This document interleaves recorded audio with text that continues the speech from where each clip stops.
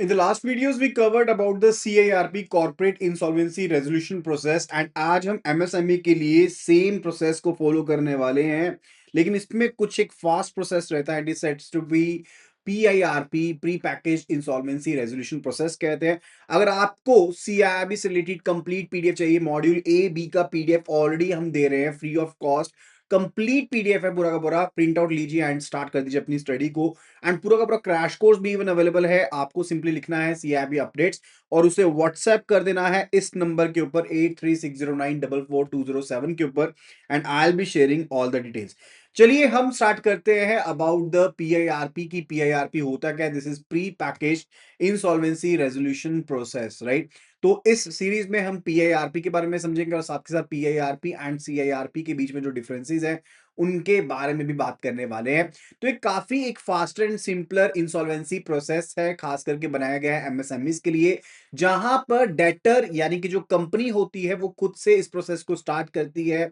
And let's say case ज्यादा चीजें जो होती हैं वो प्री नेगोशिएटेड होती है क्रेडिटर्स के साथ, यानी कि फाइलिंग करने से पहले वो नेगोशिएट कर चुके होते हैं. और एनसीएलटी का जो रोल होता है वो होता है कि सिर्फ और सिर्फ इस प्लान को अप्रूव करना है, यानी कि नेशनल कंपनी लॉ ट्रिब्यूनल का जो फोकस होता है वो सिर्फ प्लान को अप्रूव करने के लिए होता है. बिजनेस जो चलता है वो चलता रहता है बिना किसी बड़ी रुकावट के. That is the main case. अब PIRP को एक्चुअल में इंट्रोड्यूस क्यों किया गया? क्योंकि एमएसएमईज के ऊपर ना बहुत ज्यादा दिक्कत आई थी कोविड के दौरान. एंड CIRP बहुत ज्यादा टाइम कंज्यूमिंग प्रोसेस था. I already told you 180 days का है और आपको कवर अप करना होता है. 330 डेज का मैक्सिमम टाइम पीरियड दिया गया है, ठीक है. तो काफी लंबा प्रोसेस है. PIRP जो है वो वैल्यू को प्रोटेक्ट करता है, जॉब्स को प्रोटेक्ट करता है, बिजनेस कंटिन्यूटी को प्रोटेक्ट करता है, इसलिए PIRP जरूरी है. एंड सिर्फ और सिर्फ वो एमएसएमईज जो कि रजिस्टर्ड हैं MSMED एक्ट के अंदर वो इसमें बेसिकली एलिजिबल है, राइट. सो IBC 2021 में अमेंडमेंट की गई थी एंड एक स्पेशल फ्रेमवर्क को इंट्रोड्यूस किया गया था.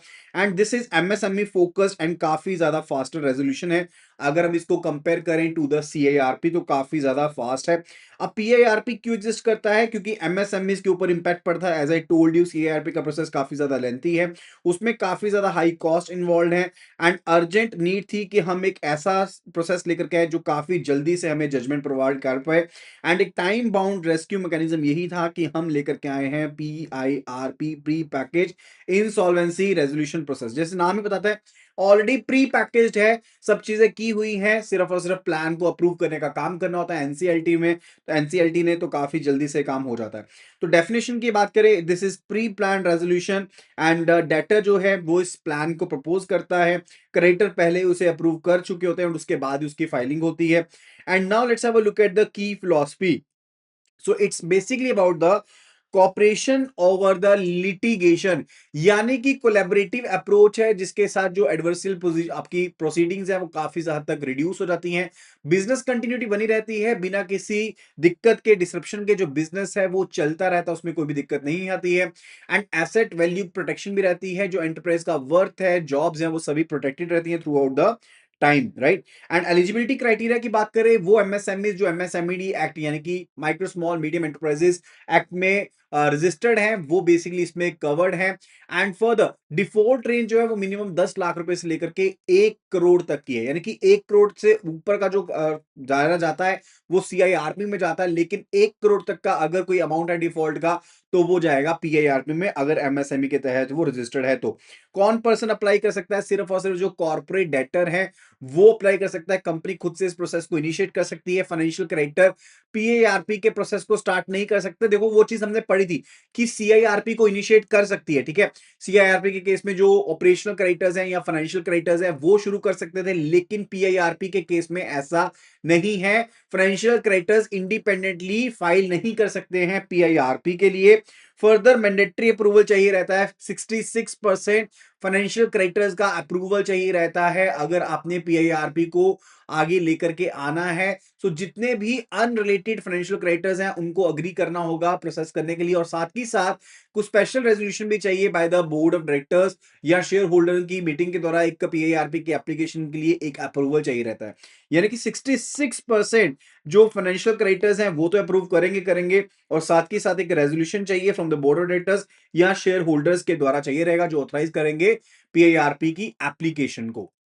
Then it's related to section 29A eligibility. So debtor जो है वो एलिजिबल है कि वो फाइल कर सकता है पीआईआरपी को, प्रमोटर्स जो हैं वो डिस्क्वालीफाइड नहीं होते हैं इस केस में, एंड कोई विलफुल डिफॉल्ट नहीं होना चाहिए, कोई एनपीए क्लासिफिकेशन नहीं होनी चाहिए 1 साल तक के लिए, एंड ट्रैक रिकॉर्ड जो है वो क्लीन होना जरूरी है। देखो सेक्शन 29 एक्चुअल में प्रिवेंट करता है कि कोई भी इनएलिजिबल पर्सन जो है वो रेजोल्यूशन प्लान सबमिट नहीं कर सकते। जैसे हमने पढ़ा था ना by the CIRP case also, कि अगर कोई पर्सन जो है वो डायरेक्टर है या कुछ है वो नहीं कर सकते। ठीक है, सीआईआरपी के केस में इवन प्रोमोटर्स नहीं कर सकते थे।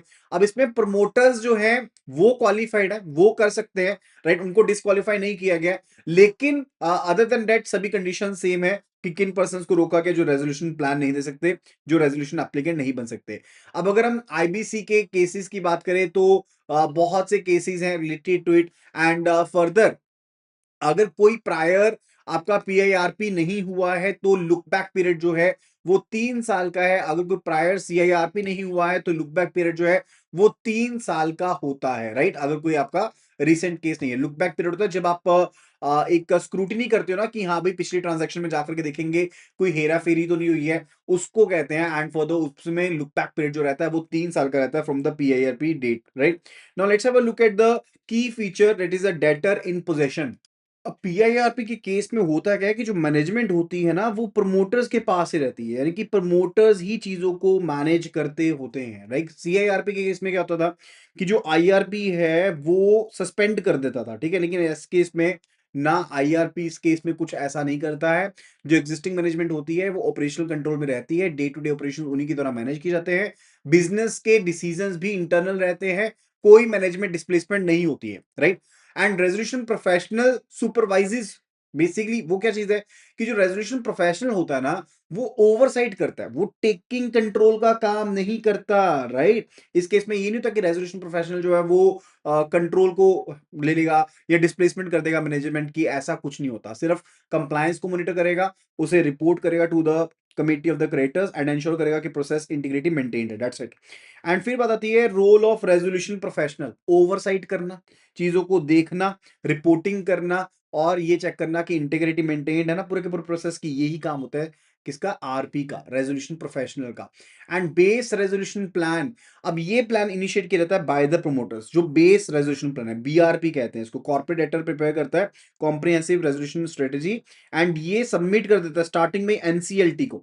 यानी कि जब एप्लीकेशन दी जाती है ना साथ में जो प्रमोटर्स होते हैं ये प्लान सबमिट कर देते हैं नेशनल कंपनी लॉ ट्रिब्यूनल को, बेसिकली सबमिट कर दिया, and further forms the foundation, यहीं से फाउंडेशन बन जाती है इवैल्यूएशन की and approval of this plan की। अब व्हेन कंपीटिंग प्लान्स रिक्वायर्ड, कब चाहिए होते हैं कंपीटिंग प्लान, ट्रिगर कंडीशन क्या होती है। देखो बीआरपी क्या करती है, क्रेडिटर के इंटरेस्ट को अगर हार्म करती है वो ट्रिगर पॉइंट बन जाता है, या फिर लेट्स से प्रॉपर रिकवरी आपकी नहीं हो रही है प्लान के थ्रू, या सीओसी कहती है कि भाई ये प्लान तो सफिशिएंट नहीं है।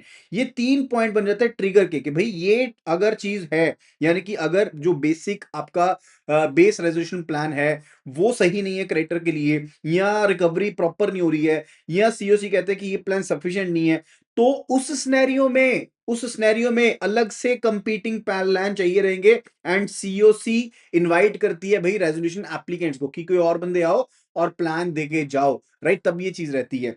Further it's related to the committee of creditor structure, सिर्फ फाइनेंशियल स्ट्रक्चर इसमें क्रेडिटर्स होते हैं, कोई भी ऑपरेशनल क्रेडिटर नहीं होते हैं। जो बैंक ने लोन दिया, एफसीज ने लोन दिया, ठीक है, फाइनेंशियल इंस्टीट्यूशंस ने लोन दिया, बॉन्ड होल्डर्स का पैसा है, सिर्फ वो पार्टिसिपेट करते हैं, सिर्फ और सिर्फ फाइनेंशियल क्रेडिटर्स होते हैं पीआईआरपी के केस में। लाइक सीआरपी के केस में क्या होता था, वहां पर तो फाइनेंशियल क्रेडिटर्स भी थे, ऑपरेशनल क्रेडिटर्स भी थे, लेकिन इस केस में आपके ऑपरेशनल क्रेडिटर्स पार्टिसिपेट नहीं करते हैं। अब सीएओसी की अप्रूवल चाहिए होती है, 66% मेजोरिटी अप्रूवल चाहिए किसी भी चीज को फिक्स करने के लिए।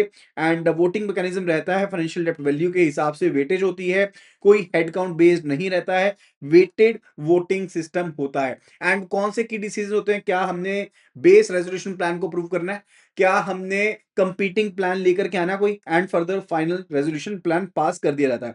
अब टाइमलाइन क्या होती है maximum for CIRP, for CIRP तो बहुत लंबी टाइमलाइन थी, 180 डेज का मिनिमम टाइमलाइन था, एंड उसमें भी एक्सटेंशन मिल जाता था, और फिर मैक्सिमम बोल दिया था उन्होंने कि 330 डेज तक जा सकता है। लेकिन इस केस में ऐसा नहीं होता, इसमें 120 डेज की टाइमलाइन होती है and this is the main reason कि पीआईआरपी चाहिए था। अब पीआईआरपी बेसिकली 1/3 टाइम में पूरा का पूरा सीआईआरपी प्रोसेस कंप्लीट कर लेती है, बिजनेस वैल्यू प्रिजर्व आपकी प्रिजर्व रहती है और अनसर्टेनिटी कम रहती है एंड कोई एक्सटेंशन परमिटेड नहीं है। आपका रेजोल्यूशन बहुत जल्दी से होना चाहिए, स्टेक होल्डर का कॉन्फिडेंस बना रहना चाहिए। आप टाइमलाइन ब्रेकडाउन देख लेते हैं। 90 डेज में आप जो सीओसी है वो रेजोल्यूशन प्लान को अप्रूव करती है और फिर 30 डेज के अंदर अंदर एनसीएलटी को अप्रूव करना होता है। That makes it 90 plus 30 is equal to 120 days का plan and this is the PIRP, that is a pre package insolvency resolution plan, right. अब मॉनिटोरियम प्रोटेक्शन रहती है कि यस, जैसे ही केस जाएगा एनसीएलटी के पास, एनसीएलटी के पास गया, मॉनिटोरियम तब की तब स्टार्ट हो जाएगा, कोई भी लिटिगेशन चल रही थी बंद हो जाएगी, रिकवरी एक्शन जो चल रहे थे वो बंद हो जाएंगे एंड मॉनिटोरियम रहेगा। मॉनिटोरियम बेसिकली एक ब्रीदिंग स्पेस देता है कंपनी को ताकि वो रेजोल्यूशन के ऊपर फोकस कर पाए किसी लीगल प्रेशर के बिना। And further it's related to filing with NCLT. Requirements क्या है कि बेस रेजोल्यूशन प्लान सबमिट करना पड़ेगा, फाइनेंशियल क्रेडिटर्स की तरफ से 66% का अप्रूवल होना चाहिए, साथ के साथ जो शेयर होल्डर का रेजोल्यूशन है या फिर बोर्ड का रेजोल्यूशन है वो भी चाहिए, सेक्शन 29A का डिक्लेरेशन चाहिए, आरपी कंसेंट लेटर चाहिए और फाइनेंशियल स्टेटमेंट चाहिए। अब उसके बाद एनसीएलटी रिव्यू करती है, वेरीफाई करता है एलिजिबिलिटी क्राइटेरिया मीट अप हो रहा है कि नहीं हो रहा, डॉक्यूमेंटेशन कंप्लीट है कि नहीं, कंप्लायंस चेक करती है आईबीसी प्रोविजंस के साथ, एफसी अप्रूवल का वैलिडिटी को चेक किया जाता है and that's all done and further पहुंच जाता है किसके पास, ये एनसीएलटी के पास। फिर बात आती है पीआईआर का फ्लो क्या है। सबसे पहली चीज है डिफॉल्ट हो गया, डिफॉल्ट का अमाउंट 10 लाख से 1 करोड़ के बीच का है अगर, तो भाई आप जा सकते हो किसके पास, डायरेक्टर खुद उठ के जाएगा, यानी कि कॉर्पोरेट डायरेक्टर खुद उठ के जाएगा किसके पास, एनसीएलटी के पास। क्रेडिटर अग्रीमेंट होता है, यानी कि फाइनेंशियल क्रेडिटर्स जो है वो अग्री करते हैं कि भाई हाँ जाना चाहिए तब जाएगा। ऐसा नहीं है कि मन में आया तो चलेंगे, जब कोई डिफॉल्ट हुआ उसके बाद क्रेडिटर्स अग्री करेंगे तो वो चीज जाएगी किसके पास, क्रेडिटर्स के पास जाएगी। फिर आप जाओगे एनसीएलटी के पास जाओगे, लेकिन एनसीएलटी के पास जाने से पहले जो मैंने आपको फॉर्मेलिटीज बताई थी ना सभी, उनको कंप्लीट करना पड़ेगा। एंड थर्ड होता है कि आपने एप्लीकेशन को फाइल कर दिया एनसीएलटी के पास, बीआरपी को साथ में अटैच कर दिया है, एडमिशन हो जाएगी, एनसीएलटी जो है एडमिट कर लेती है, मॉनिटोरियम स्टार्ट हो जाएगा साथ के साथ एंड फिर उसके बाद सीओसी का फॉर्मेशन होगा। जो रेजोल्यूशन प्लान है प्रोफेशनल है, वो कमेटी ऑफ क्रेडिटर्स को बनाएगा एंड इसमें सिर्फ और सिर्फ फाइनेंशियल क्रेडिटर्स होते हैं and no operational creditors in this scenario, right. BRP को प्रेजेंट किया जाता है, अब सीओसी देखेगा इसको हमने मानना है बीआरपी को या नया प्लान लेकर के आना है एंड सीओसी का डिसीजन होगा, 66% वैल्यू डिसाइड करेगी बाय वेटेज कि भाई इसको हमने सेलेक्ट करना है या फिर कंपीटिंग प्लान चाहिए।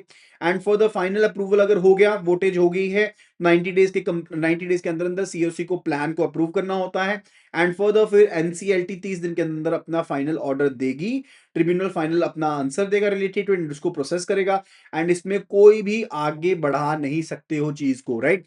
तो की बेनिफिट क्या है, सीआईआरपी केस में 330 दिन का टाइम लग रहा था, लेकिन इस केस में सिर्फ और सिर्फ आपको लग रहा है 120 डेज का टाइम, राइट। सो पीआईआरपी में जो रेजोल्यूशन होता है वो 3 गुना फास्टर रेट से होता है as compare to that of the CIRP, right. That's very much important, ठीक है।